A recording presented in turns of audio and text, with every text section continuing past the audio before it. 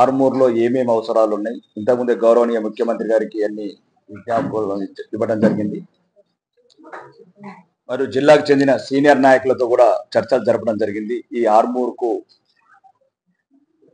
ఏ రకంగా అయితే government office, for example MRO office, అంటే మేము పుట్టక ముందు కట్టిన బిల్డింగ్లు ఎప్పుడు కూలిపోతాయో అనే ఒక దశలో ఉన్న క్షీణ దశలో ఉన్నాయి.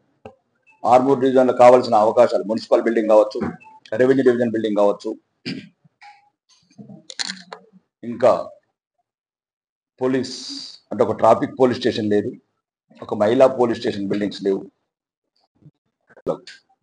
పంచాయతీరాజ్ ఆఫీస్ లేదు. ఇవన్నీ ఏ రకంగా చేస్తే బాగుంటుంది, ఎక్కడెక్కడ కడితే బాగుంటుందని అధికారులతో కలిసి పర్యటించడం జరిగింది. అధికారులు మేము ఒక అవగాహనకు వచ్చాము. గౌరవనీయ ముఖ్యమంత్రి గారు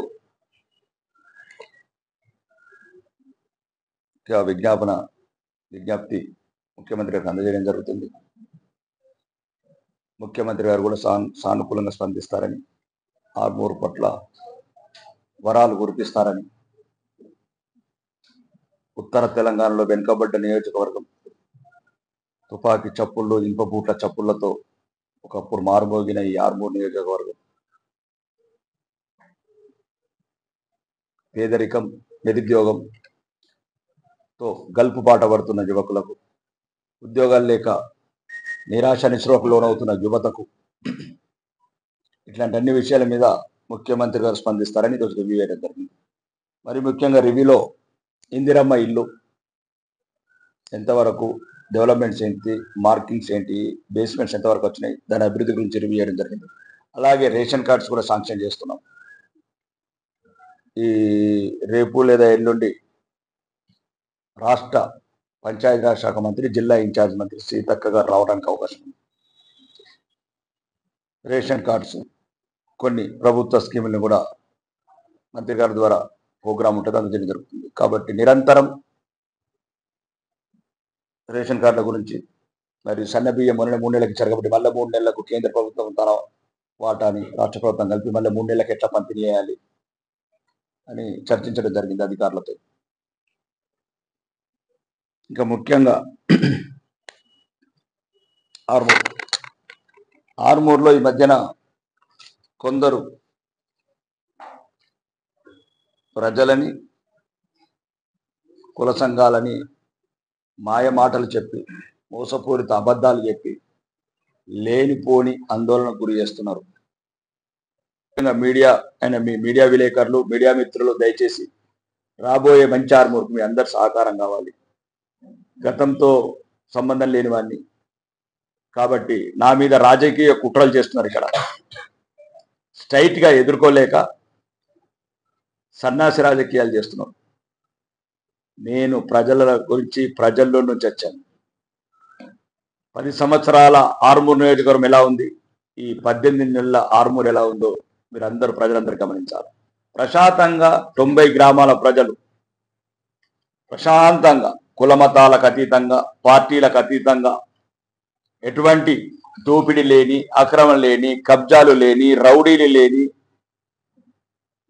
ప్రశాంత ఆర్మూర్ని తయారు చేశాను. అది నచ్చక, అది ఓర్వలేక ఈ ఆర్మూర్ని మళ్ళీ గతంలో ఉన్న లాగా తయారు చేయడానికి ప్రయత్నం చేస్తున్నారు. ప్రజలందరికీ నేను మీ బిడ్డగా చెప్తున్నా, మీ ఎమ్మెల్యేగా చెప్తున్నా, మీ రాకేష్ అన్నగా చెప్తున్నా, ఇలానే ప్రశాంతంగా ఉండండి. అభివృద్ధి ఏ రోజైతే ఈ రోజు ఐలాపూర్ హాస్టల్ కావచ్చు, నందిపేట హాస్పిటల్ కావచ్చు, దొంకేశ్వర్ కాలేజ్ కావచ్చు, ఇంటిగ్రేటెడ్ స్కూల్ కావచ్చు, అన్ని శాంక్షన్ చేయని. ఇంకా ఏదేదైతే మన ఆర్మూర్ వాటా ఉందో, నిన్ననే 1 వీక్ బ్యాక్ 2 కోట్లు టూరిజం, ఈకో టూరిజం శాంక్షన్ కావచ్చు. ప్రతి అభివృద్ధికి కావాల్సిన, ఆర్మూర్ అభివృద్ధికి కావాల్సిన నిధులని అడిగి, అభ్యర్థించి, ఆర్థించి, లేకపోతే నిలబడి, ఎగబడి, కొట్లాడి తీసుకొచ్చే బాధ్యత నాది. ఇళ్ళకు కూడా కొన్ని గ్రామాలలో వీడీసీలు ఇబ్బంది పెడుతున్నాయని దృష్టికి వచ్చింది. మీరు పేదవాళ్ళు ఇల్లు కట్టుకునేటప్పుడు మోసం చేయకండి. వాళ్ళకు ఉన్నదే చిన్న ఇల్లు కాబట్టి అది ప్రభుత్వ నిర్ణయము కాబట్టి వాళ్ళకి అడ్డంకులు సృష్టించకండి, మొరంకు కానీ ఇసుకకు కానీ. ఇక మిగతా గ్రామాలల్లో అపోహలకు గురి కాకండి. దాని మీద కూడా రకరకాల అపోహలు సృష్టిస్తున్నారు. ఎమ్మెల్యే గారు అద్దన్నారని. నేను ఎమ్మెల్యే ఎవరికి అద్దం లేదు, అక్రమ వ్యాపారాన్ని మాత్రమే అద్దను. అర్ధరాత్రి చీకట్లో చేసే వ్యాపారాలు అద్దనా. మీరు బహిరంగంగా ఎంఆర్ఓ ఆఫీస్కి రండి, 100 or 200 రూపీస్ ఇస్తారు. దొరల్లాగా వెళ్ళండి, దొరల్లాగా తీసుకోండి, దొరల్లాగా ఇల్లు కట్టుకోండి. కాబట్టి అధికార పార్టీ ముసుగులో ఆగడాలు మొదలు పెట్టారు. పార్టీలు ఏదైనా ప్రశాంత ఆర్మూర్ ఉంచండి.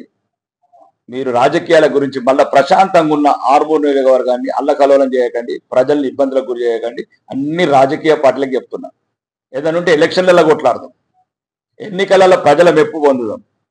ఇంకా ఎవరైనా సరే అధికార పార్టీ నాయకులు కూడా రండి, అందరం కలిసి నియోజకవర్గ అభివృద్ధికి ముందుకెళ్దాం, ప్రజల ఆస్తులు కాపాడదాం, ప్రజలకు సరసమైనతలకు మొరమిద్దాం, అన్ని రకాలుగా ప్రజల అవసరాలు చేద్దాం. రాజకీయాలు చేసి ఆర్మూర్ని మళ్ళీ కల్లోలం చేయదని బహిరంగంగా మీడియా ద్వారా అందరికీ విజ్ఞప్తి చేస్తున్నాను. ఓకే, బోలో భారత్ మాతా కీ.